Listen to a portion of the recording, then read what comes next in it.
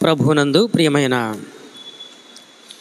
దేవుని బిడ్డలారా, మన ప్రభువును లోక రక్షకుడైన యేసుక్రీస్తు నామములో మీ అందరికీ శుభములు తెలియజేయచ్చు. క్రీస్తు శ్రమల ధ్యాన ఆరాధనలోనికి అందరినీ ప్రేమపూర్వకంగా ఆహ్వానిస్తూ ఉన్నాను. చదువుకున్న లేఖన భాగము ఎస్తేరు గ్రంథము 4వ అధ్యాయము 14వ వచనము నుండి 17వ వచనం వరకు ఉన్న వాక్యాన్ని చదవగా విని ఉన్నాము. ఈ భాగములో బబులోను దేశములో పర్షియా వారి పరిపాలనలో ఉన్న యోధా ప్రజలు హామాను ద్వారా ఎదురైనటువంటి సమస్యకు మొర్దెకై అలాగే ఎస్తేరు వీరిరువురు కూడా దేవుని యొక్క సహాయముతో పరిష్కార మార్గాన్ని చూపించుకునేటువంటి వారిగా ఉంటూ ఉన్నారు. అందుకొరకై వారు త్యాగపూరితమైనటువంటి కార్యాన్ని జరిగించడానికి కూడా సిద్ధమైనటువంటి వారిగా ఉంటూ ఉన్నారు. మొర్దెకై హామానును గౌరవించని కారణము చేత, అంటే నమస్కారము చేయని కారణము చేత హామాను యూదులందరి మీద పగబట్టినటువంటి వాడై 127 సంస్థానాలలో ఉన్నటువంటి యూదులందరినీ కూడా, అనగా హిందూ దేశము మొదలుకొని కూషు దేశము వరకు వ్యాపించి ఉన్న పారసీకుల రాజ్యములో ఉన్న యూదులందరినీ కూడా ఒకే సంవత్సరములో, ఒకే నెలలో, ఒకే దినమందు సంహరించాలి అనేటువంటి ఉద్దేశముతో రాజు చేత రాజా ముద్ర సంబంధమైనటువంటి అధికారాన్ని పొందినటువంటి వానిగా ఉంటూ ఉన్నాడు. ఈ విషయాలను మనము 3వ అధ్యాయములో చాలా చక్కగా చూడగలుగుతూ ఉన్నాము. 7వ వచనము నుండి 15వ వచనం వరకు. ఎప్పుడైతే ఈ అధికారాన్ని అతడు కలిగి ఉన్నాడో, షోషను పట్టణంలో ఉన్న యోధా ప్రజలు కూడా చాలా భయాందోళనకు, ఒకేసారి వారందరూ చంపబడుట అనేది ఒక్కసారి ఊహించుకుంటే ఎంతటి వారికైనా భయం అనేది కలుగుతూ ఉంటుంది. అందుకే భయాందోళనతో కూడినటువంటి ఒక రకమైనటువంటి కలత వీరు చెందినటువంటి వారిగా కనబడుతూ ఉన్నారు. కారణం ఏంటి అంటే, షూషను పట్టణములోనే అధిక జనాభా, అనగా యూదులు అధికంగా ఉన్నటువంటి వారిగా ఉంటూ ఉన్నారు. చావు అనేది కొద్ది రోజుల్లో యూదులందరి ముందు రాబోతూ ఉన్నప్పటికీ వారు సైనికుల ద్వారా సంహరించబడేటువంటి స్థితి రాబోతూ ఉన్నప్పటికీ ఎలాంటి పరిస్థితుల్లో వారు ఈ ఆపద నుండి తప్పించుకోవడానికి ఎన్నుకున్నటువంటి ఏకైక మార్గము ఏంటి అంటే ఉపవాసం. సాధారణంగా ఉపవాసము ఎలాంటి పరిస్థితుల్లో చేస్తారు అనేది మనం అనేక సందర్భాల్లో జ్ఞాపకం చేసుకున్నాం. అయితే యోధా వారు లేదా ఇశ్రాయేలు ప్రజలు ఉపవాసాన్ని చేసేటువంటి పద్ధతులు మనం గమనిస్తూ ఉన్నప్పుడు, తమకు ఏదైనా కష్టం వచ్చినప్పుడు ఉపవాసం చేయడం అనేది సామాన్యము. అయితే వ్యక్తిగతమైనటువంటి విషాదము కలిగినప్పుడు కానీ, అలాగే జాతీయ సంబంధమైనటువంటి విషాదము కలిగినప్పుడు కానీ వారు రోదనము కలిగి బాగా దుఃఖములో ఉన్నవారై బాగా ఏడ్చేటువంటి వారిగా ఉంటారనమాట. ఉపవాసం ఉండి ఏడ్చేటువంటి వారిగా ఉంటూ ఉంటారు.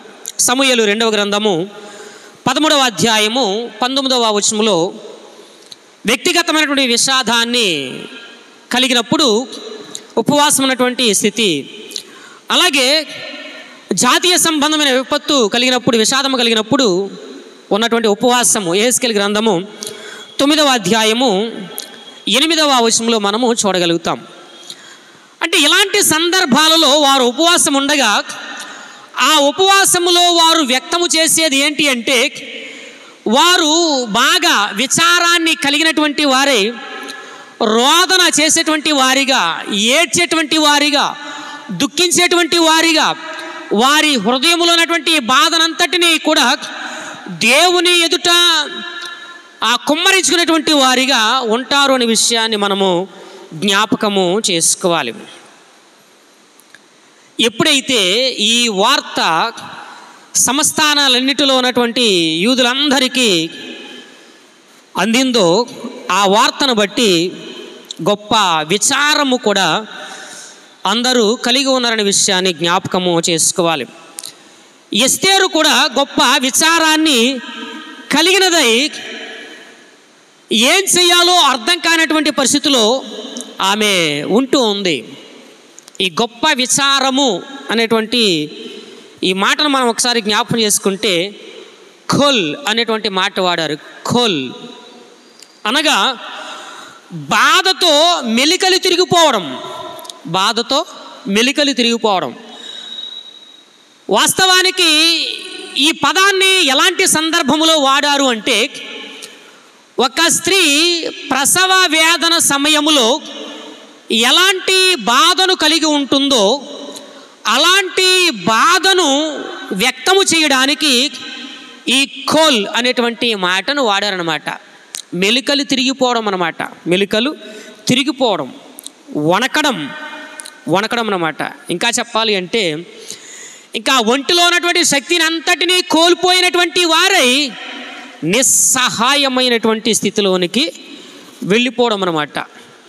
4వ అధ్యాయాన్ని మనం గమనిస్తూ ఉన్నప్పుడు 3వ వచనంలో, రాజు యొక్క ఆజ్ఞయు శాసనమును ఏ సంస్థానమునకు వచ్చెనో అక్కడనున్న యూదులు ఉపవాసం ఉండి మహా దుఃఖములోను, ఏడ్పులోను, రోదనములోను మునిగిన వారైరి. మహా దుఃఖము, ఏడ్పు, అలాగే రోదన వీటిలో మునిగినటువంటి వారే కన్నీటితో ప్రార్థన చేసేటువంటి వారిగా కనబడుతూ ఉన్నారు. దేవుని మీద భారాన్ని వేసుకునేటువంటి వారిగా కనబడుతూ ఉన్నారు. అయితే ఇక్కడ ఎస్తేరు చెప్పేటువంటి మాటలను ఒక్కసారి మనం జ్ఞాపకం చేసుకుంటే, 16వ వచనములోని 3వ లైన్లో, నా నిమిత్తము ఉపవాసముండి 3 దినములు అన్నపానములు చేయకుండుడి, నేనును నా పనికత్తులను కూడా ఉపవాసముందుము అనే మాటను తెలియజేస్తుంది. నేనును నా పనికత్తులు కూడా ఉపవాసం ఉంటాము. ప్రియమైనటువంటి వాళ్ళరా, ఈ ఉపవాసము వారు ఎందుకు ఉన్నారో మనం జ్ఞాపకం చేసుకోవచ్చు. ఒకే సంవత్సరములో, ఒకే నెలలో, ఒకే దినమందు 127 సంస్థానాలలో ఉన్నటువంటి యూదులందరూ కూడా సంహరించబడబోతూ ఉన్నారు. మరణము అనేది వారి ఎదుట ఉంది. అది అతి త్వరలోనే రాబోతూ ఉంది.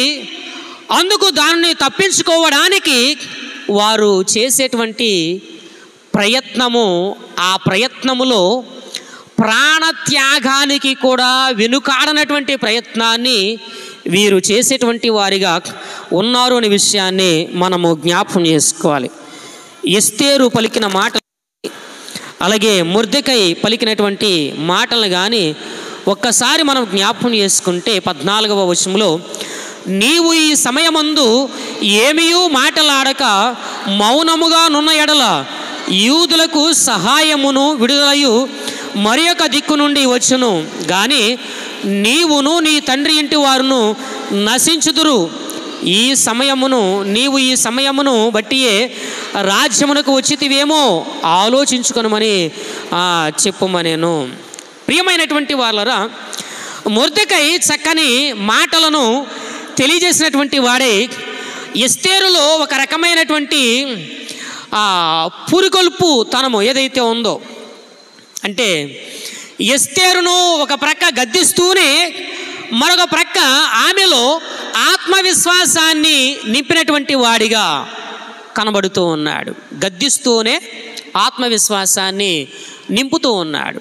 అయితే ఈ ఉపవాసము నుండి వీరు మాట్లాడినటువంటి మాటలు ఏవైతే ఉన్నాయో కొన్ని విషయాలు మనము జ్ఞాపకము చేసుకుందాం. 14వ వచనంలో మొదటి మాట ఏంటంటే, మొర్దెకై చెప్పేటువంటి మాట, ఈ సమయమందు ఏమీయూ మాటలాడక మౌనముగా నున్న ఎడల యూదులకు సహాయమును విడుదలయు మరి ఒక దిక్కు నుండి వచ్చును. సహాయము అనేది మరి ఒక దిక్కు నుండి వచ్చును అనేటువంటి చక్కని మాటను మొర్దెకై తెలియజేస్తూ ఉన్నాడు. ఎస్తేరు మొర్దెకై మాటలకు ఏంటి, ఆమె ఒక చక్కని ప్రతిస్పందన అనేది చూపించేదిగా కనబడుతోంది. మొర్దెకై యొక్క మాటలు ఆమెలో ఆత్మస్థైర్యాన్ని నింపేవిగా కనబడుతూ ఉన్నాయి. అంత మాత్రమే కాదు కానీ ఆసక్తిని పెంచేవిగా కనబడుతూ ఉన్నాయి, విశ్వాసాన్ని పెంచే రీతిగా కనబడుతూ ఉన్నాయి. ఈ మాట పలకడంలో మొర్దెకైకి దేవుని పట్ల, ఆయన వాగ్దానాల పట్ల ఒక నిర్దిష్టమైన ఆలోచన ఉంది మొర్దెకైకి. యూదులకు మరొక దిక్కు నుండి సహాయం వస్తుంది అని చెప్పడంలో దేవుని ఆజ్ఞల పట్ల, వాగ్దానాల పట్ల ఒక నిర్దిష్టమైనటువంటి ఆలోచన, అవగాహన మొర్దెకైకి ఉంది. కారణం ఏంటి అంటే, దేవునికి ఇశ్రాయేలులకు ఒక ప్రత్యేకమైన ఆధ్యాత్మిక సంబంధం ఉంది. ఆ సంబంధం ఏంటి అంటే, దేవుడు ఇశ్రాయేలులకు తండ్రి అయ్యుండగా ఇశ్రాయేలీలు దేవునికి అనగా యెహోవాకు పిల్లలు అయ్యున్నారనే విషయాన్ని జ్ఞాపకం చేసుకోవాలి. అంటే ఈ సంబంధం ఎలాగుంది అంటే, తండ్రి పిల్లల సంబంధము వీరి మధ్య కనబడుతోంది. అందుకే దేవుని ఆజ్ఞలలో మొర్దెకైకి ఒక సరైనటువంటి ఆత్మ సంబంధమైన అవగాహన, ఆయన వాగ్దానాల పట్ల ఒక అవగాహన అనేది ఉంది. అవగాహన లేని వాడిగా మొర్దెకై లేడు. అవగాహన ఉంది గనుకనే మరణము ఎదురుగా ఉన్నప్పటికీ కూడా నీవు ఈ సమయములో మౌనంగా ఉంటే గనక యూదులకు మరి ఒక దిక్కు నుండి సహాయం వస్తుంది అనేటువంటి విషయాన్ని తెలియజేస్తూ ఉన్నాడు. ప్రియమైనటువంటి దేవుని బిడ్డలారా, మరి ఒక దిక్కు అనేటువంటి మాట దగ్గర వాడినటువంటి పదం ఏంటంటే మిమ్మకం అఖెర్, అనగా అనదర్ ప్లేస్, మరొక స్థలము నుండి, మరొక దిక్కు నుండి, లేక మరొక ప్రాంతము నుండి దేవుడు సహాయాన్ని కలుగజేస్తాడు అనేది మొర్దెకై యొక్క ఆలోచన. దేవుడు యోధా జాతిని కాపాడుతాడు, యోధా జాతి పట్ల తన ప్రణాళిక అనేది జరిగిస్తాడు, నెరవేరుస్తాడు అనేది కేవలము మొర్దెకైకి మాత్రమే కాదు కానీ యూదులందరికీ కూడా ఉన్న ఒక రకమైనటువంటి అవగాహన సంబంధమైన ఆలోచన. అందుకే వారు బబులోను దేశానికి వెళ్ళినప్పటికీ కూడా మమ్మలను దేవుడు విడిపిస్తాడు అనేటువంటి నిరీక్షణతో ఎదురు చూసినటువంటి వారు చాలామంది ఉన్నారు. అంటే వారికి దేవుని వాగ్దానాల పట్ల ఒక నిర్దిష్టమైనటువంటి నమ్మకం అనేది ఉంది. ఆ నమ్మకముతోనే మొర్దెకై ఈ మాట పలికేటువంటి వాడిగా కనబడుతూ ఉన్నాడు. కారణం ఏంటి అంటే, దేవుడు వారితో చేసినటువంటి ప్రమాణాలు. చూద్దాం ఒక్కసారి. లేవియాకాండము 26వ అధ్యాయము 26వ అధ్యాయము 44వ వచనాన్ని చదువుదాం. అయితే వారు తమ శత్రువుల దేశములో ఉన్నప్పుడు వారిని నిరాకరింపను, నా నిబంధనను భంగపరచి వారిని కేవలము నశింపజేయునట్లు వారి యందు అసహ్యపడను. ఏలయనగా నేను వారి దేవుడినైన యెహోవాను. అది ఆ 45వ వచనంలో కూడా అలాంటి మాటలే జ్ఞాపం చేస్తూ ఉన్నాడు. వారికి తెలుసు దేవుడు వారి పట్ల అసహ్యపడడు. ఒకవేళ శత్రువుల దేశంలో ఉన్నప్పటికీ కూడా ఆయన వారిని నిరాకరించడు. దేవుని మాట వినని కారణము చేత కొన్ని సందర్భాలలో వారిని శత్రువుల చేతికి అప్పగించినా మరలా దేవుడు ఏం చేశాడంటే ఆ శత్రువుల చేతిలో నుండి విడిపించడానికి వారి కొరకు రక్షకులను పుట్టించినటువంటి వానిగా ఉన్నాడు. అది దేవుని ప్రణాళిక ఇశ్రాయేలీల జీవితములో. ఆ ప్రణాళికను ఎరిగినటువంటి మొర్దెకై కూడా చెప్పే మాట ఏంటంటే యూదులకు మరొక దిక్కు నుండి సహాయము వచ్చును అనేటువంటి విషయాన్ని జ్ఞాపకము చేస్తూ ఉన్నాడు. ఇంకా మనం చూస్తే ద్వితీయోపదేశకాండము 4వ అధ్యాయము 4వ అధ్యాయము 31వ వచనములో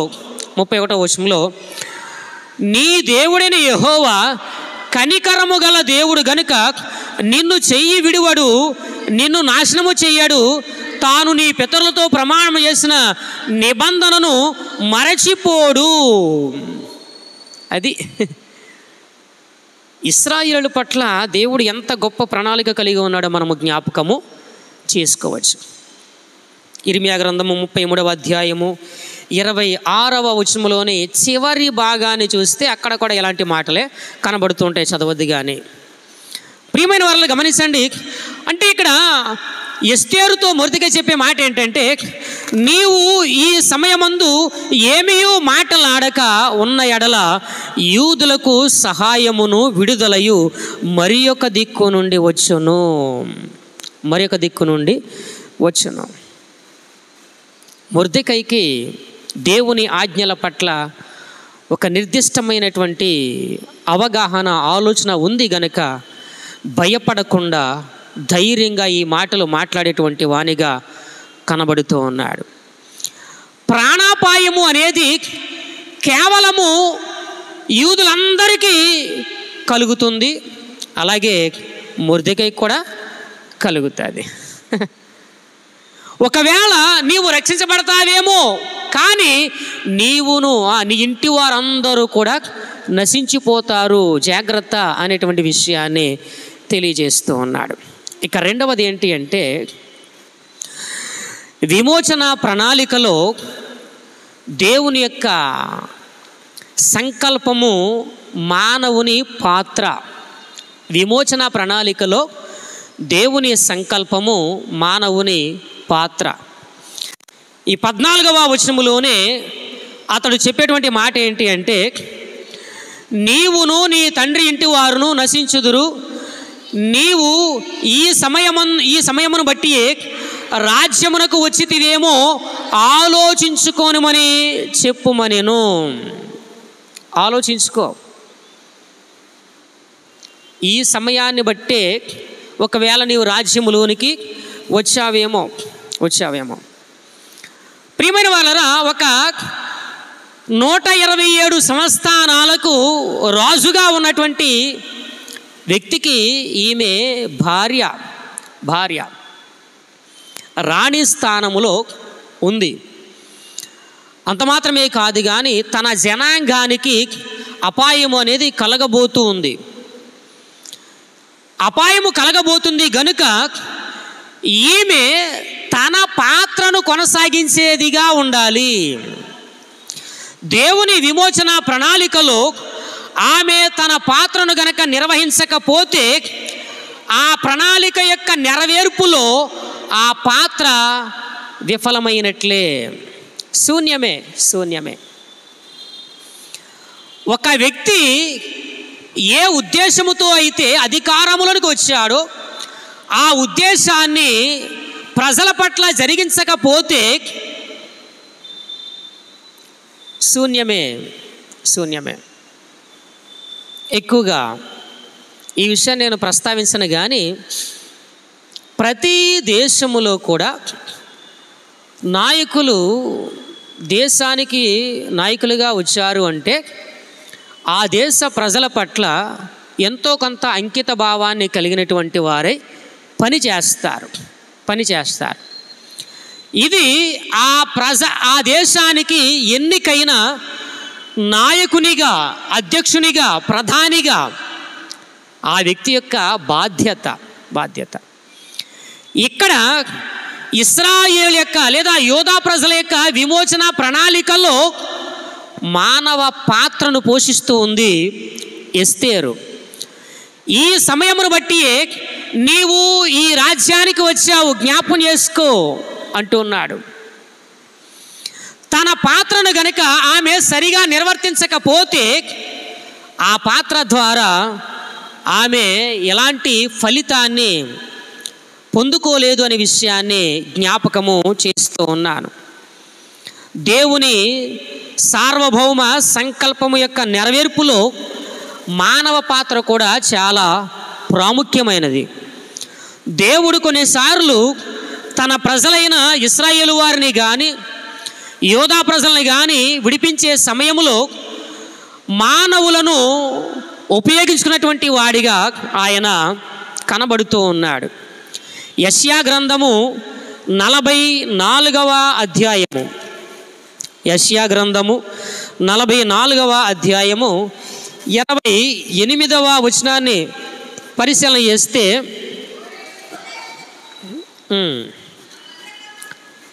చదవండి అమ్మా.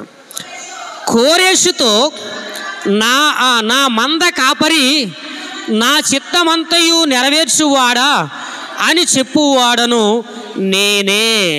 చాలండి. వాస్తవానికి కోరేషు పుట్టక ముందు 150 సంవత్సరాల క్రితము ఈ ప్రవక్త అయినటువంటి యెషయా ద్వారా చెప్పబడినటువంటి మాట. అంతేకాదు 45వ అధ్యాయంలో కూడా మొదటి వచనంలో 13వ వచనంలో కూడా ఇలాంటి మాటే మాట్లాడుతూ ఉన్నాడు. నీతిని బట్టి కోరేషును రేపితిని, అతని మార్గములన్నీ సరళము చేసేదను. చాలండి. అంటే ఇశ్రాయేలీయుల యొక్క విమోచన ప్రణాళికలో దేవుడు కొన్ని సందర్భాల్లో కొంతమందిని ఉపయోగించుకున్నాడు. తన ప్రజలను ఈ లోకము యొక్క దుష్టత్వము నుండి కాపాడి తన విమోచన ఉద్దేశాలను వారి పక్షముగా నెరవేర్చడానికి ఈ లోకములోని సంఘటనలన్నిటిలో కూడా ఆయన ఉండి పని చేస్తూ ఉన్నాడు, పని చేయిస్తూ ఉన్నాడనే విషయాన్ని కూడా జ్ఞాపకము చేసుకోవాలి. ఇశ్రాయేలీయులు 430 సంవత్సరాలు ఐగుప్తు బానిసత్వంలో ఉన్నారు. వారిని విడిపించడానికి దేవుడు ఎవరిని ఉపయోగించాడు అంటే మోషేను నాయకునిగా ఏర్పాటు చేసుకున్నాడు. ఇక న్యాయాధిపతుల గ్రంథానికి వచ్చేసరికి అందరూ న్యాయాధిపతులే. ఉత్నీయేలు, యెహూదు, షమ్గరు, దెబోరా వీరంతా కూడా న్యాయాధిపతులే. అంటే ఆయా కాలాలలో వారిని ఆయన బలపరిచినటువంటి వాడై, వారిని తన ఆత్మచేత రేపినటువంటి వాడై ఇశ్రాయేలీల విమోచన కార్యములో వారిని పాలి భాగస్థులను చేశాడు. ఇక్కడ ఎస్తేరును యోధా ప్రజల విమోచన కార్యములో ఒక పాత్రగా ఆయన వాడుకుంటూ ఉన్నాడనే విషయాన్ని మనము జ్ఞాపకము చేసుకోవాలి. అంత మాత్రమే కాదు, ఈ దుష్టయుగము నుండి కాపాడడానికి, మానవ జనాంగానికి పాపము నుండి విమోచన కలుగు చేయడానికి యేసుక్రీస్తు వారిని ఆయన ఈ లోకానికి పంపించారు. హెబ్రీయులకు రాసినటువంటి పత్రిక 1వ అధ్యాయము 1వ వచనం మనం చదువుతూ ఉన్నప్పుడు, నానా సమయములలో నానా విధములుగా మన ప్రవక్తల ద్వారా మనతో మాట్లాడిన దేవుడు ఈ యుగముల అంతమందు తన కుమారుని ద్వారా మాట్లాడాను. ఇలా చెప్పడములో దేవుని ప్రణాళిక ప్రజల పట్ల ఎంత గొప్పగా ఉందో మనం జ్ఞాపకము చేసుకోవచ్చు. ప్రజలను పాపము నుంచి విమోచించడానికి యేసుక్రీస్తు వారిని శరీరధారిగా ఈ లోకానికి పంపించి తన ప్రణాళికను ప్రజల పట్ల జరిగించాడనే విషయాన్ని జ్ఞాపకము చేసుకోవాలి. ఇక్కడ ఎస్తేరు యొక్క పాత్ర కూడా అదే. అయితే వీరు ఉపవాసం ఉన్నటువంటి వారిగా కనబడుతూ ఉన్నారు. ఆ ఉపవాసాన్ని గూర్చి ఆమె చెప్పేటువంటి మాట ఏంటంటే 16వ వచనంలో, నీవు పోయి షూషనునందు కనబడిన యూదులనందరినీ సమాజ మందిరమునకు సమకూర్చి నా నిమిత్తము ఉపవాసం ఉండి 3 దినములు అన్నపానములు చేయకుండుడి. నేనును నా పనికత్తులను కూడా ఉపవాసముందుము. ప్రవేశించుట న్యాయ వ్యతిరేక్తముగా నున్నను నేను రాజు నొద్దకు ప్రవేశించుదును. నేను నశించెదను. అటువలనే మొర్దెకై బయలుదేరి ఎస్తేరు తనకు ఆజ్ఞాపించిన ఎంతటి ప్రకారముగా జరిగించెను. మూడోది ఏంటి అంటే ఆమె చెప్పేటువంటి మాట, నేను నశించెదను. ఇప్పుడు మీరు నా నిమిత్తం ఉపవాసం ఉండండి. నేనును నా పనికెత్తులు కూడా ఉపవాసము ఉంటాం. ప్రవేశించుటకు న్యాయ వ్యతిరేక్తముగా ఉన్నప్పటికీ కూడా నేను రాజు యొద్దకు ప్రవేశిస్తాను. నేను నశిస్తాను. అప్పటికి 1 నెల రోజులయ్యింది. రాజు దగ్గరికి వెళ్ళి ఎస్తేరు గారు 4వ అధ్యాయంలోనే 10-11 వచనాలు కలిసి ఉంటాయి. చివరి మాటలు మనం జ్ఞాపకం చేసుకుంటే, నేటికి 30 దినముల నుండి రాజు నొద్దకు ప్రవేశించుటకు నేను పిలవబడలేదు. ప్రియమైనటువంటి వాళ్ళరా, రాజు అనుమతి లేకుండా రాజమందిరంలో ఎవరు కూడా ప్రవేశించడానికి వీలు లేదు 10-11 వచనాల ప్రకారముగా.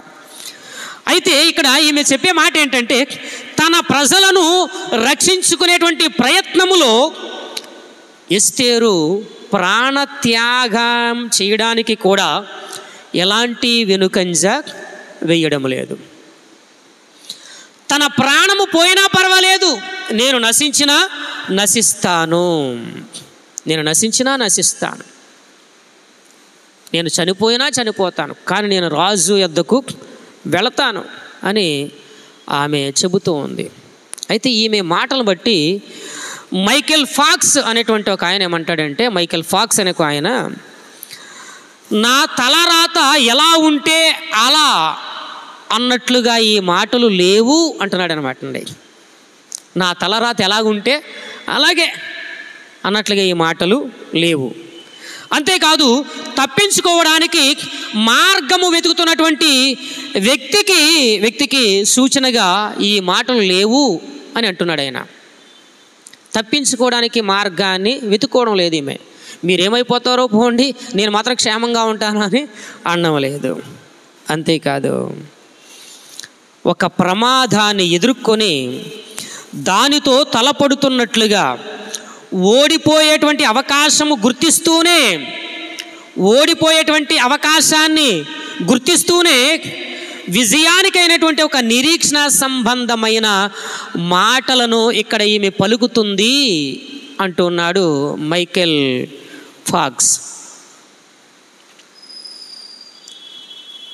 ఓడిపోతూనే విజయానికి ఒక నిరీక్షణ సంబంధమైనటువంటి మాటలు. రాజు దగ్గరికి వెళ్తే చచ్చిపోద్ది ఏంటి అంటే ఓడిపోవడం కదా. రాజు దగ్గరికి వెళ్తే చనిపోవడమే. రాజు యొక్క అనుమతి లేకుండా ఎవరు వెళ్ళడానికి లేదు. కానీ నేను రాజుగారి దగ్గర వెళ్తాను అంటుంది అంటే ఆమె ఓడిపోయేటువంటి స్థితిలో ఉన్నప్పటికీ కూడా, మరణ సంబంధమైన స్థితిలో ఉన్నప్పటికీ కూడా విజయము జ్ఞాపకము చేసుకుంటుంది. విజయము పట్ల ఒక నిరీక్షణ ఆమె మాటల్లో కనబడుతూ ఉంది. దీని ద్వారా మనం నేర్చుకోవాల్సిన పాఠం ఏంటి అంటే, తమ స్థానము హోదా కాపాడుకోవడానికి అవసరమైన సమయాల్లో నిశ్శబ్దంగా ఉండేటువంటి వారిని దేవుడు గౌరవించడు, లెక్క చెయ్యడు. ఒకవేళ నేను ఇలా మాట్లాడితే నా పదవి పోతాదేమో, ఇలా మాట్లాడితే నాకున్న అధికారం ఓడిపోతాదేమో అని మాట్లాడవలసినటువంటి సమయంలో కూడా నిశ్శబ్దంగా ఉంటే గనక వారిని దేవుడు ఏమాత్రము లెక్క చెయ్యడు అనే విషయాన్ని జ్ఞాపకము చేసుకోవాలి. గౌరవించడు వారికి ఎలాంటి గౌరవము ఉండదు. ఎవరిని గౌరవిస్తాడు ఆయన అంటే, దేవుని కొరకు, వాక్యము కొరకు ఎవరు నిలబడతారో వారినే ఆయన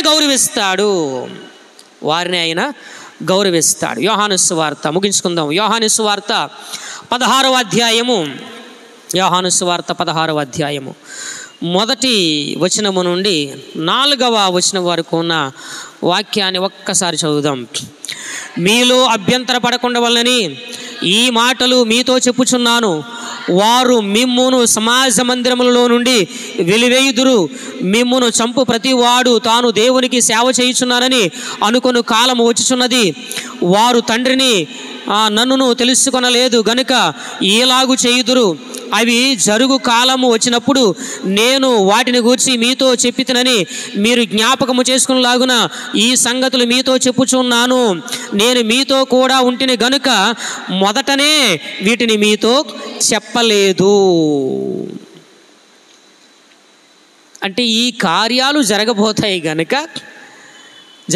గనక తప్పించుకునేటువంటి వారిగా కాకుండా వాటిని ఎదురాడి పోరాడేటువంటి వారిగా ఉండాలి అనేది ప్రభు అయిన యేసుక్రీస్తు వారి యొక్క ఆలోచన. మరి వారు ఉన్నారా అంటే సరే చూద్దాం ఒక్కసారి. అపోస్తలుల కార్యముల గ్రంథము 4వ అధ్యాయము 16వ వచనము నుండి 19వ వచనం వరకు ఉన్నటువంటి వాక్య భాగాన్ని అంతటిని పరిశీలన చేస్తే, ఈ మనుషులను మనం ఏమి చేయుదము, చదవదు మీరు, వారి చేత ప్రసిద్ధమైన సూచక క్రియ చేయబడి ఉన్నదని యెరూషలేములో కాపురమున్న వారికి అందరికీ స్పష్టమే. అది జరగలేదని చెప్పజాలము. అయినను ఇది ప్రజలలో ఇంకా వ్యాపింపకుండుటకై ఇక మీదట ఈ నామమును బట్టి ఏ మనుషులతోనైనాను మాట్లాడకూడదని మనము వారిని బెదరు పెట్టవలనని చెప్పుకునేది. అప్పుడు వారిని పిలిపించి, మీరు యేసు నామమును బట్టి ఎంత మాత్రమును మాట్లాడకూడదు, బోధింపకూడదని వారికి ఆజ్ఞాపించిరి. అందుకు పేతురును యోహానును వారిని చూచి, దేవుని మాట వినుట కంటే మీ మాట వినుట శ్రేష్టమా?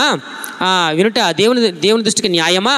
మీరే చెప్పుడి, మేము కన్నవాటిని విన్నవాటిని చెప్పక ఉండలేమని వారికి ఉత్తరం ఇచ్చిరి. అది తెగింపు. పదవులు పోతాయేమోనని, అధికారం పోతుందేమోనని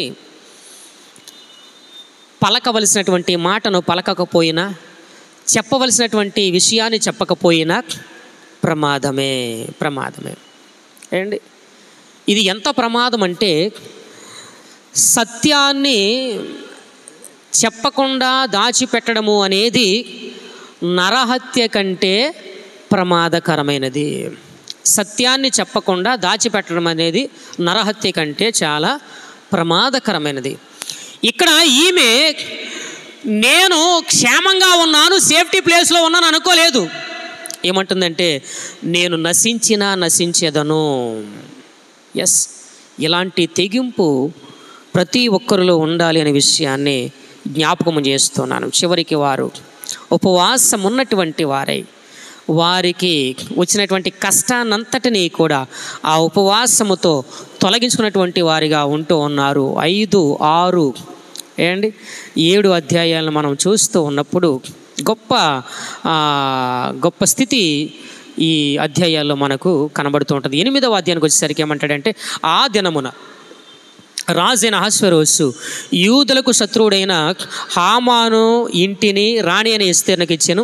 ఎస్తేరు మొర్దెకై తనకు ఏమి కావాలనో రాజునకు తెలియజేసిన మీదట అతడు రాజు సన్నిధికి రాగా, రాజు హామాను చేతిలో నుండి తీసుకున్న తన ఉంగరమును మొర్దెకైకి ఇచ్చాను.